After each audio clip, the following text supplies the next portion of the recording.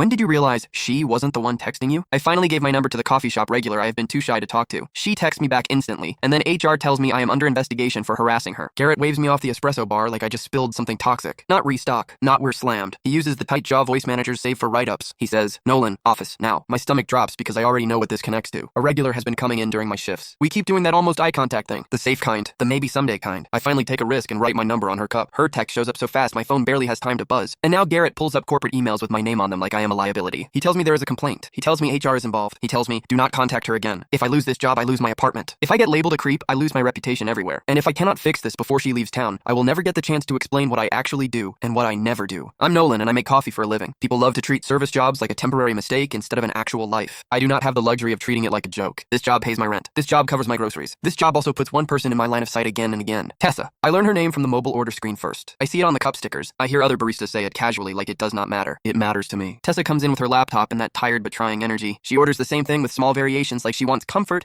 but also wants control. She says thank you like it costs her something to be seen. And that is the problem. She makes me want to be the kind of person someone feels safe seeing. So I keep it professional. I do not flirt. I do not comment on her looks. I do not do the barista thing where you act like every smile is an invitation. I do not want to be a story she tells her friends with an eye roll. I just do my job and pretend my heart does not react when she smiles. Kendra notices anyway. Kendra works a lot of my shifts. Kendra is loud in a friendly way that somehow never gets her in trouble. Kendra calls customers babe and bestie, and somehow it reads like sunshine instead of pressure. Kendra also holds her phone like it is part of her hand. One shift, she nudges my shoulder and says, your girl is here again. I keep my voice flat. She is not my girl. Kendra grins like I confessed something anyway. She angles her phone down. I assume she is checking a group chat. Then she says she waits for you. I do not answer. Because if I answer, I admit hope, and hope makes people reckless. But I start seeing what she means. Tessa does not just order and leave. She lingers at the handoff counter. She looks up when the door opens like she expects a person. When she finally steps away, she looks back once like she forgets how to stop. Then Paige drops a small sentence that turns into gasoline. Paige is quieter than Kendra. Paige does not feed gossip. Paige watches patterns. Paige says she asks if you're on shift. I freeze. What? Paige keeps wiping the counter like it is nothing. She asks. I say I don't know. I don't want to be weird. My hands go clammy. Now my brain does the dangerous math. If she asks, maybe she cares. If she cares, maybe I'm not imagining this. If I do nothing, she disappears from my life and I keep replaying her smile like it is a punishment. Then Mariah adds the pressure I cannot ignore. Mariah is shift lead. Mariah cares about lines moving and milk not expiring. Mariah does not care about romance. She says, you're regular, Tessa? She tells me she's moving. I blink. Moving? Mariah nods like she is reading the weather. She talks about packing. She talks about finding a new coffee place where she's going. My chest tightens. Moving soon. Soon enough that someday becomes never. So I make a choice that feels brave and stupid at the same time. I write my number on her cup. Not on a napkin. Not on a receipt. On the cup. Under the sleeve like a secret. And I write it in a way that gives her control. If you ever want to talk, no pressure. I hand it over like it is just another drink. My face stays neutral. My voice stays professional. My heart tries to climb out of my chest. She takes the cup. Her fingers brush mine for half a second. She smiles like she tries not to. Then she steps to the side. I watch her adjust the sleeve. Her eyes drop. Her thumb pauses. Then her gaze snaps up. And for a moment she looks straight at me like she makes a decision. She slips the cup into her hand like she protects it. She walks out. I am still behind the bar pretending to wipe the counter when my phone buzzes. I pull it out like it is hot. Unknown number. One text. I saw it. I'm shaking. Is this really you? My breath catches. Because of course it is her. Of course it is. Who else texts that fast? I type back before my brain can ruin it. It's me. Nolan, if this feels weird, ignore it. I don't want to make you uncomfortable. 3 dots appear. Then, not uncomfortable. I'm glad you take the risk. I don't know how to start. My hands shake now too. And in a normal world, that is the beginning of something sweet. In my world, that is the beginning of a case file. Not long after, Garrett waves me off the bar with that tight jaw look. He says, Nolan, office, now. He turns his laptop toward me. Receipt 1. Corporate email subject line on Garrett's screen. Customer concern. Urgent review requested. He scrolls. A screenshot sits in the message. A photo of Tessa at the counter. My hat reflects in the pastry glass. The angle looks human, not a store camera. Receipt 2. The screenshot attached to the complaint. Tessa lingering at the handoff counter,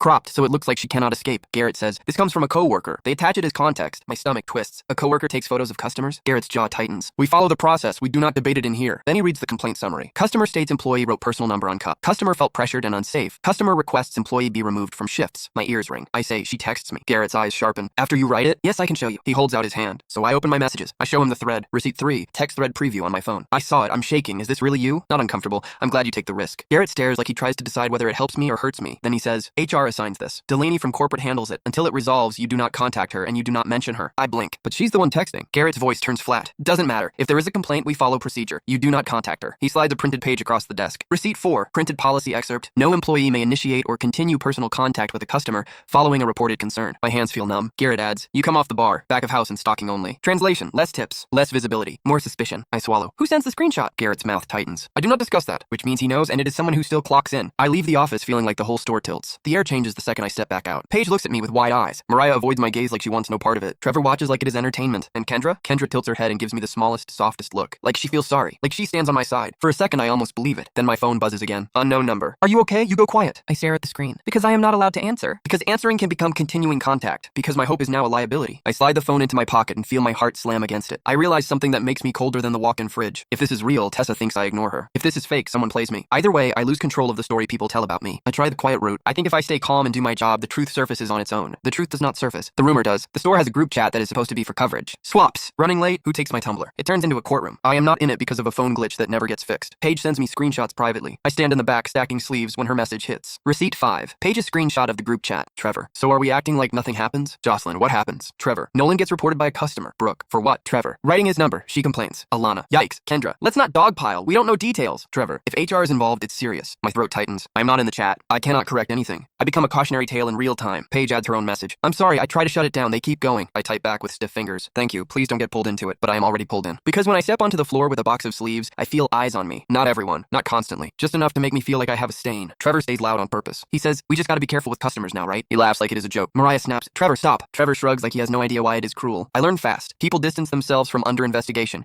even when they do not know the facts. They treat you like risk. They turn your life into a warning. They do it so they feel safe. I keep my head down. I stalk. I clean. I say almost nothing. Meanwhile, my phone keeps buzzing. The unknown number texts just enough to keep me off balance. You okay? Did I do something? I'm sorry if I make it weird. Every message hurts. If it is Tessa, she thinks she messed up. If it is not Tessa, it knows exactly how to hook me. Garrett sends me a manager email that feels like a leash. Receipt 6. Garrett's email to me. Reminder. You are not to engage customers in personal conversation while on shift. Direct any concerns to management. It is vague enough to apply to anything, which means any normal human interaction can be framed as behavior. The rumor leaks past our walls too, because nothing stays inside a store anymore. A regular I barely know walks in, orders, and then stares at me like he recognizes my face from somewhere. He leans toward Trevor at the pickup counter and says something under his breath. Trevor laughs loud like he wants the whole lobby to hear. That same evening, Garrett pulls me aside near the back door. He holds up his phone. His thumb scrolls. Receipt 6A. Online review screenshot on Garrett's phone. Love this place until the creepy guy behind the counter keeps hitting on customers. Staff needs to handle that. My throat closes. That's about me? I ask. Garrett's eyes stay hard. It tags our store. It impacts our score. Corporate watches this. I swallow. I don't post anything. I don't talk to customers like that. Garrett's voice stays flat. I'm not debating. I'm telling you this is now public. Keep your head down. No mistakes. Then he adds, if more complaints show up, that changes the risk. Risk. That word follows me like a shadow. Now it isn't only my coworkers' opinions. It's strangers. It's the internet. It's a search result with my job attached. I feel my throat tighten as I walk back to stocking. Because even if HR clears me, the review lives. It sits there like a stain. And I know the only way to beat a stain like that is time, consistency, and receipts. So I take another screenshot of Garrett's screenshot and save it with the rest. Receipt 6B. Saved copy of the review screenshot. Public reputational impact tied to ongoing investigation. Paige texts me one sentence after Garrett walks away. I hear Trevor bragging about the review. My stomach drops. Because that means it isn't a random customer. It's someone in our store feeding the story outward. And I can feel the trap tightening. If I confront Trevor, I look defensive. If I confront anyone, I look unstable. If I stay silent, the story grows. So I do the only thing I can do without making it worse. I document it. Paige catches me reading it and whispers, this is wrong. I want to agree, but agreement feels like whining, and whining feels like guilt. So I say,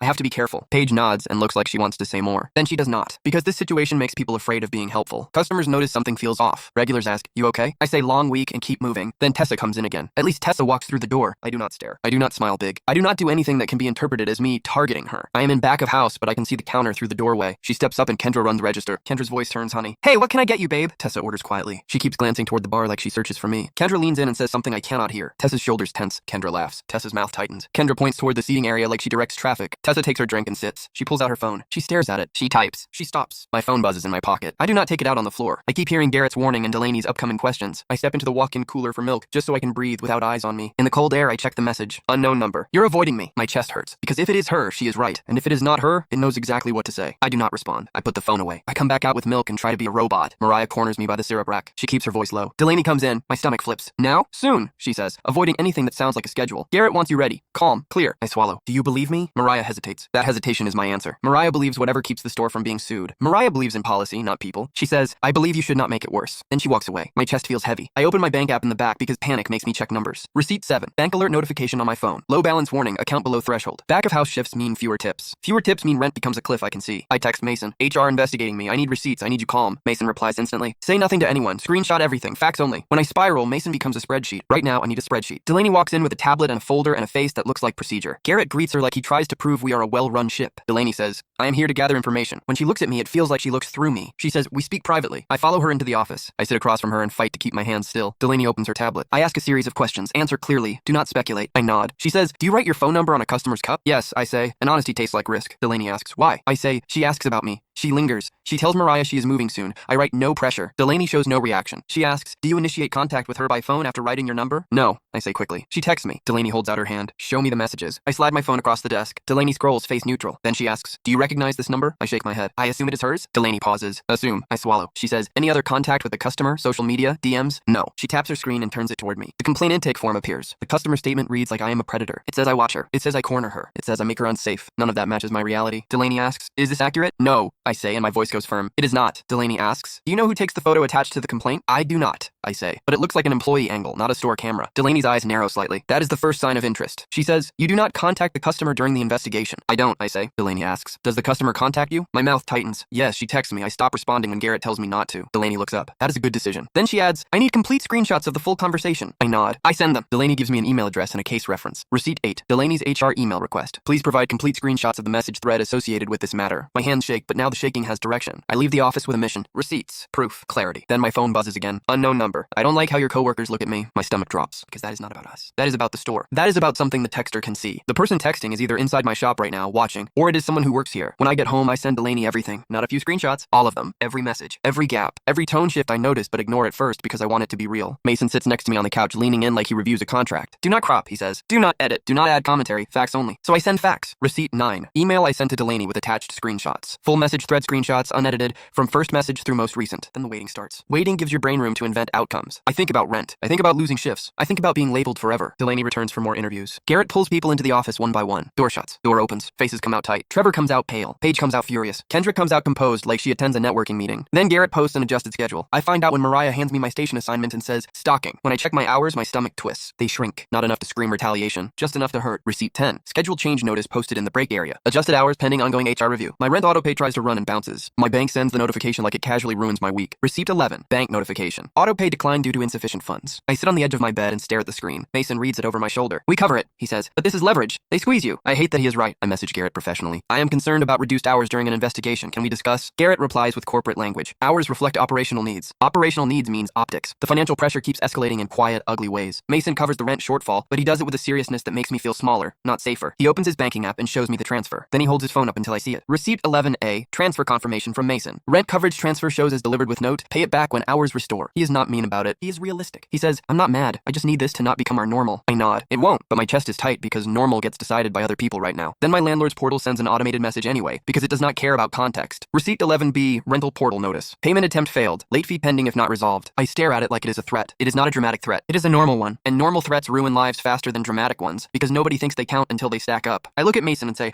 I'll pick up extra work. He tilts his head. Where? Anywhere, I say, and I hate how desperate it sounds. So I download a delivery app. I sign up. I stare at the pending verification screen like I am begging for permission to survive. The app pings me with a dashboard that reads like a scoreboard. Receipt 11C. Delivery app sign up dashboard. Status pending. Estimated earnings range shown on screen. It feels humiliating and also comforting because it is something I control. I cannot control what HR believes yet. I cannot control what Trevor says. I cannot control what Kendra texts from a fake number, but I can control whether I keep food in my fridge. Then Delaney emails again and the tone is different. She asks for operational details, not feelings, not opinions, systems. Provide a list of employees on shift during relevant interactions. Provide any schedule screenshots available. Provide any notices posted to staff regarding policy. This is where the boring systems start speaking. I take a photo of the posted schedule board, careful not to capture customer information, just names and shift blocks. Receipt 12A. Photo of staff schedule board. Employee names and coverage blocks that align with periods the impersonating number references in-store observations. I also send Delaney the huddle notes Garrett posts in the break area about no photography and no customer info. Receipt 12B. Break area policy reinforcement notice. Reminder, no photography of customers. No use of customer contact information. Report concerns to management. Delaney replies with a simple line. This is helpful. Helpful. That one word makes me feel like I am not drowning. Then my phone buzzes again with the unknown number. You're trying to get me in trouble. My stomach turns. Because that message is not from a customer. That is from someone who knows the investigation is shifting. Someone who feels the heat. And that means I am close. Delaney emails again. Short, clean. Receipt 12. Delaney's email. Please refrain from discussing this matter with coworkers. Provide any additional evidence regarding the origin of the complaint. The origin, not the content. The origin. That shifts something in me. Delaney looks past the surface now. So I look at the text thread again, but with different eyes. I notice patterns. The early messages feel warm, nervous, human. Then, after the complaint, the tone hardens. It becomes sharper, more accusatory. It references in-store things. My coworkers stare. I see Kendra watching. I don't like the way your team acts. It feels like someone tries to provoke me into reacting. So I take one controlled risk because Mason insists it matters. I send one verification question. A question only the real Tessa answers if she actually sees the cup. Just so I'm clear, what do I write on the cup? I worry I make it weird. One message, one test. Then I stop. The response hits fast. Too fast. Don't make me repeat myself. You write your number and it's creepy. My stomach flips. Because that is not an answer. That is evasion. I screenshot it. Receipt 13. Verification attempt and evasive response. What do I write on the cup? You write your number and it's creepy. Mason leans forward. That isn't her. I stare. How do we prove it? Mason points with his chin like the answer sits inside inside the store. Kendra tests my boundaries before Delaney corners her. It happens in the break area, where cameras feel like they exist but never help. I step in to grab water. Kendra steps in right behind me. She closes the door with her foot like she wants privacy. Her voice turns soft. You look awful, she says. I hate that you're going through this. I keep my hand steady on the water bottle. I'm going through it because someone starts it. Kendra's eyes widen in fake hurt. You think I do that? I do not answer. I let silence do what it does. Kendra laughs a little too brightly. Okay, wow, so you're accusing me. I'm not accusing, I say. I'm collecting facts. Her expression flickers. Then she shifts tactics. I try to help you, she says. I tell people not to dogpile. I stand up for you in the chat. I keep my voice flat. You also take photos of customers. Her face tightens. Everybody takes photos. No, I say. Everybody doesn't. Kendra's eyes flash. She is moving, she says. I just don't want you to miss it. My chest goes cold. That's not your decision. Kendra steps closer, like she wants to overwhelm me with proximity. You're always so careful, she says. It's like you want to be the good guy more than you want to be happy. That line hits a nerve. Because part of me fears it's true. Part of me fears I hide behind respect, because rejection would break me. But Kendra doesn't get to use my fear as a weapon. I say, I can be careful and still be happy. You don't get to decide how I do it. Kendra's mouth twists. Then she says low, if you keep pushing, you're going to lose your job. My skin prickles, because that is not concern. That is a warning. And warnings are receipts. I pull my phone out, not to text, but to start a voice memo. I do it openly. I say that again. Kendra freezes. Her eyes drop to my screen. Her face shifts. What are you doing? She snaps. I'm documenting, I say. If you're trying to help, you don't mind being on record. Kendra's nostrils flare. She backs up like the air changes. Then she forces a laugh. You're paranoid. I keep my voice steady. I'm careful. Kendra leaves the break area like she can't get away from my phone fast enough. I save the memo. I label it with one word. Receipt 13. Voice memo saved on my phone. Kendra, if you keep pushing, you're going to lose your job. I send it to Delaney with a short note. Kendra approaches me privately and makes a warning statement. Delaney replies faster than usual. Do not engage, we handle it. And for the first time, I feel like the system is on my side instead of sitting on my chest. Wi-Fi, cameras, logs, the truth lives in boring systems. I keep thinking about something Paige says early. Tessa asks if I'm on shift. That means she pays attention. I also think about something else. If this number truly belongs to Tessa, it should not track my store life so closely. It should not talk like it sits behind the counter. The messages reference the store like the sender stands in it. So I talk to Mariah about procedure, not Tessa. I keep it general. If a customer uses the loyalty app, does their number show anywhere? Mariah narrows her eyes. Masked, last digits. And an employee can see that? Only if you pull the profile, she says, clipped. Why? I keep my voice steady. Because I think someone impersonates someone. Delaney asks for evidence about origin. Mariah's jaw tightens. She hates drama. She hates getting fooled more. She says, we do not dig through customer profiles for your situation. I nod. I'm not asking you to. I'm asking if it is possible for someone to misuse customer info. Mariah hesitates. That hesitation answers it. She says, I'm not saying it can't happen. Then she walks away like she wants plausible deniability. I email Delaney carefully. I do not accuse. I do not name. I say the facts. The messages reference in-store observations. Tone shifts after complaint. Verification question is evaded. This may involve impersonation by an employee. Delaney replies with one line. Understood. Do not engage further. We are expanding scope. Expanded scope should feel like relief. It feels like a door opening to something uglier, because now it is not only about me. It is about customer privacy, employee conduct, corporate liability. The store becomes tense in a different way. Then Tessa shows up again. She looks different now. Not glammed up. Not sad. Tight. Braced. She steps to the counter, and Kendra runs register again. Kendra's voice turns honey, but it sounds thinner. Tessa says something. Kendra laughs. Tessa's face hardens. Then Tessa steps away from the counter and walks toward the hallway that leads to the restrooms, toward the employees only area. My heart kicks. Customers do not walk back there unless something feels urgent. Garrett notices and moves to intercept. Tessa stops at the sign and looks straight at me. Her eyes do not feel warm. They feel confused and hurt. She lifts her phone slightly like she wants to show me something. Garrett appears beside her, posture stiff. Tessa speaks, and I cannot hear the words, but I see the shape of them. It looks like, why do you do that? My chest collapses. Because whatever she believes, it is not my story. Paige slips beside me, voice low. She asks Garrett if you're the one texting her. My brain goes white. What? Paige's eyes stay sharp. She says she never texts you. She says someone sends her screenshots to make you look obsessed. The twist hits me like a wave. The number that texts me is not her. The complaint is not just a complaint. Someone runs a two-sided lie. Someone texts me as Tessa. Someone feeds Tessa a story about me. My knees feel weak. Paige whispers. I tell her I don't think you're like that. My throat burns. Does she believe you? Paige swallows. I don't know. Garrett escorts Tessa back to the lobby. I stand in the back holding a stack of cups, realizing my life gets manipulated from both sides. Delaney pulls me into the office again. Her tone changes. Less neutral. More direct. She says,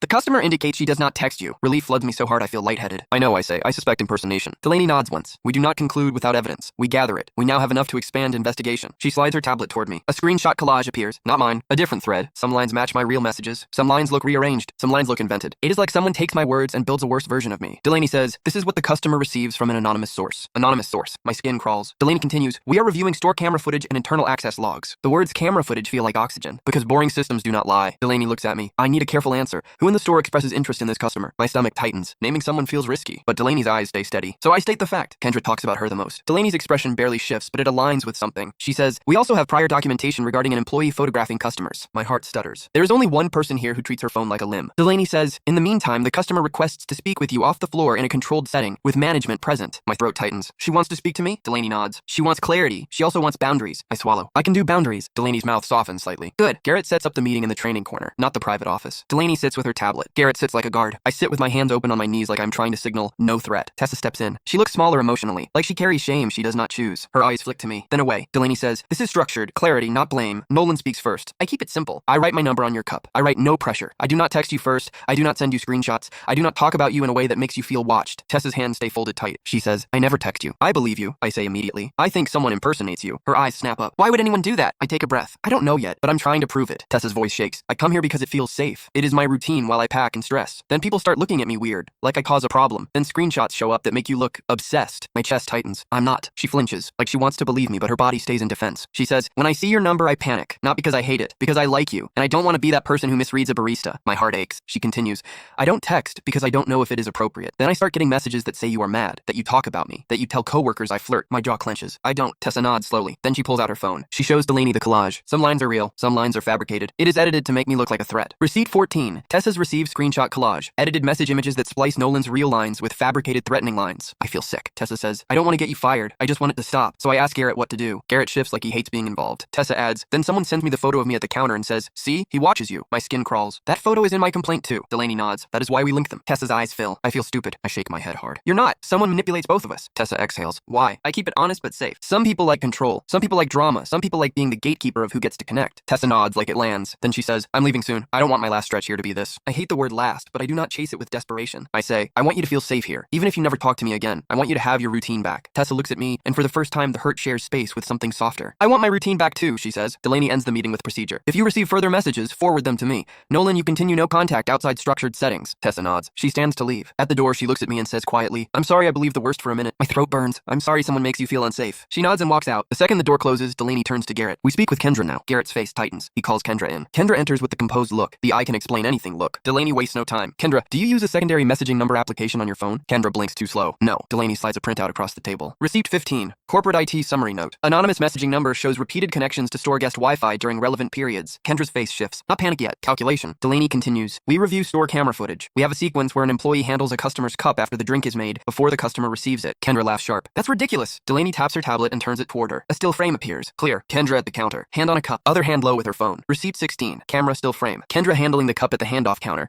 Motion consistent with swapping. Kendra's face drains. The power dynamic flips so hard I almost feel dizzy. Because for so long I sit under the microscope. Now she does. Delaney says, explain. Kendra goes for emotion. I try to protect the customer. Nolan acts weird. I stare at her. Even now she tries to keep me as the villain. Delaney stays level. We have evidence the customer does not send these messages. We have evidence of edited screenshots shared with the customer. We have evidence of a messaging number used on store Wi-Fi. We have evidence of cup interference. Kendra's eyes flick to Garrett like she wants rescue. Garrett does not move. Delaney says, Kendra, do you send messages to Nolan while impersonating the customer? Kendra's mouth opens, closes, then her mask slips. She looks at me. You aren't even going to talk to her, she says. The room goes silent. That sentence is not about safety. That sentence is about ownership. Delaney cuts in. This is not relevant. Answer. Kendra's breathing quickens. It is relevant, she snaps. He stares and does nothing. Then he writes his number and acts like he is some respectful hero. I push it. I make it real. Delaney's voice turns colder. You create a false complaint and manipulate a customer to push an employee. Kendra's eyes water. I don't think it gets this big. I say, you send her edited screenshots. Kendra looks at me, miserable and angry at the same time. She starts to like you. I can't. She stops like she realizes what she almost admits. But it is too late. Delaney waits. State it clearly. Kendra swallows. I text him. Garrett exhales hard like he holds it in for too long. Delaney asks, why? Kendra stares at her hands. Because he won't do anything. Because she leaves. Because I think if I push, he finally acts. Delaney's tone turns final. This is misconduct. This is misuse of customer information. This is harassment by proxy. This ends now. Garrett stands. Kendra, you leave the floor. Kendra jerks her head up. I need these hours. Garrett's jaw tightens. You choose this. Kendra looks at me like she wants sympathy. I give her none. Not cruelty. Just nothing. Because nothing is my boundary. She walks out with Garrett. The door closes. Delaney looks at me. This does not erase the policy violation of writing your number at work. My heart sinks. Delaney continues. However, context matters. Your conduct receives documented coaching, not termination. I nod, throat tight. I accept that. Delaney adds, your hours restore pending final documentation. I feel my knees go weak. For the first time,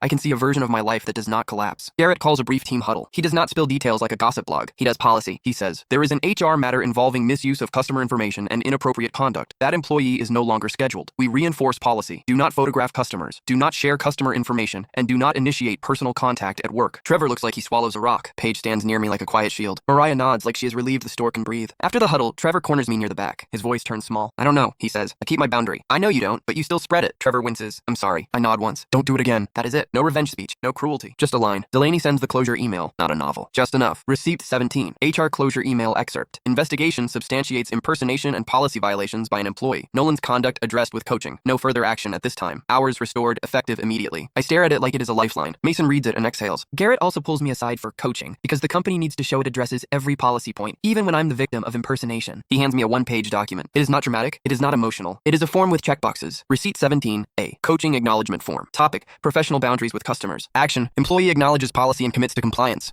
Garrett says, sign this. My throat tightens because signing feels like admitting guilt. But Delaney already warns me. Coaching is not termination. Coaching is documentation. So I sign. Not because I think I do something predatory. Because I understand systems. I keep my copy. I take a photo of my signed version and save it next to Delaney's closure email. Because if anyone ever tries to rewrite this again, I want the full chain. Garrett watches me. Then he says quietly, for what it's worth, I'm glad you bring receipts. It is the closest thing to an apology he can give. I nod. Me too. And that is the moment I realize something bigger than this store. The world is full of people who will misunderstand you. And it's full of people who will manipulate that misunderstanding for attention, control, or power. My job is not to convince everyone. My job is to live in a way that holds up under light. Receipts, boundaries, consistency. That is the new normal I choose. Okay, he says, we breathe. We do. But my chest still carries one thing that matters more than policy. Tessa. Tessa comes in again, not as a test, not as a trap. She comes in like she reclaims her routine. Paige runs register and smiles gently. Tessa's shoulders sit lower, like she put some of the fear down. I work bar again, but I keep everything calm. No extra attention. No look at me. Just coffee. When her drink is ready, Paige calls her name. Tessa steps up. She takes the cup. She looks at the sleeve. Plain. No writing. She looks up at me. And for the first time since this starts, her smile reaches her eyes. Hi, she says softly. Hi, I say. She pauses. Then she says, I forward the last message I get to Delaney like she asks. I nod. Thank you. Tessa glances around like she checks whether the store feels safe. Then she says, I don't want this place to be a memory of something awful. My chest tightens. Me neither. She takes a breath. I also don't want to pretend I don't like your number on the cup. My heart stutters. I keep my voice steady. I need to respect boundaries. I can't be the guy who turns this into pressure. Tessa nods quickly. That is what I like. You try to give me control. She holds her cup a little higher. Can I ask something? Yes. If I give you my actual number, she says, like on purpose, off the clock, is that still weird? My throat goes dry. I glance toward Garrett's office, not for permission, but to remember reality. I say, if you want that, I want it, but it needs to be clean. Not here. Not while I'm on shift. Not while you are a customer in my space. Tessa nods like she respects that. Okay, she says. She steps back, pulls a small sticky note from her bag and writes. She folds it once. She sets it on the counter and slides it toward me, but not into my hand. No pressure, she says. Your line. I wait until she turns away before I pick it up. That matters. That is part of the repair. When my shift ends, I step outside and text the number. Not a flirt. Not a confession. Just a line that honors the whole mess. Hi, it's Nolan. Thank you for trusting me. If you want coffee somewhere that isn't connected to my job, I'd like that. A response comes, but not instantly. Normal pacing. Human pacing. I'd like that, Tessa texts. And I'm sorry again for the chaos. I exhale. I feel something settle inside me. Not because I win. Because I learn. I learn what boundaries look like when I actually use them. I learn what receipts can save. I learn how fast a story becomes a weapon when someone else gets to narrate it. Kendra's consequence lands in reality. Not public humiliation. Real consequence. Delaney confirms it in a follow-up. Receipt 18. Delaney's follow-up. Employee responsible for impersonation and misuse of customer data is separated from employment and barred from store premises. Separated. Barred. That fits. It protects customers. It protects the store. It protects employees. It also protects me from seeing her face every day like a reminder. Mason looks at me on the couch and says, you do one thing wrong. I brace. You write your number at work, he says. You own that. I nod. I own it. Mason continues, but you do the important thing right. You don't go feral. You don't chase revenge. You go facts. I swallow. I almost don't. Mason leans back. Most people don't. That's why people like Kendra get away with things. They count on you being emotional and messy. I stare at my phone, at the real thread, at the normal pacing, at the simple words. I think about Tessa walking in with her shoulders tense and walking out lighter. I think about Paige standing near me when the store feels hostile. I think about how easily I can lose everything over a lie that uses my hope as a weapon. So I set one more boundary. I message Paige. Thank you for being brave. If you ever need the same, I've got you. Paige replies with a simple heart emoji, and it feels like a quiet win. Then Garrett texts me because Garrett cannot help himself. Reminder, adhere to customer interaction policy going forward. I almost laugh, but I also understand. I reply, understood, because I am not defensive anymore. I am clear. I have my job. I have my hours. I have a path forward. And the best part is not even the possibility of coffee with Tessa. The best part is the new normal. The new normal is boring. The new normal is safe. The new normal is me not needing anyone else to believe me because I have proof, boundaries, and the kind of calm that does not beg. Before I crash, I do one more small thing that feels like closure. I open the thread with the impersonating number. I scroll to the top and look at that first message again. I saw it. I'm shaking. It makes my stomach turn now because it is not romance. It is bait. So I block the number. The screen changes. Receipt 19. Block confirmation screenshot. Contact blocked. Messages will not be delivered. It is a tiny action, but it feels like taking my own oxygen back. Then I open Tessa's real thread. The one that moves at human speed. The one that doesn't try to provoke me. Her last message sits there, simple. Coffee somewhere else sounds good. That is enough. The last thing I do before I crash is save Delaney's closure email into a folder labeled receipts. Because adulthood is not always romance. It is not always revenge. Sometimes it is a quiet file that proves the truth and a promise to myself that I will never let someone else write my story again.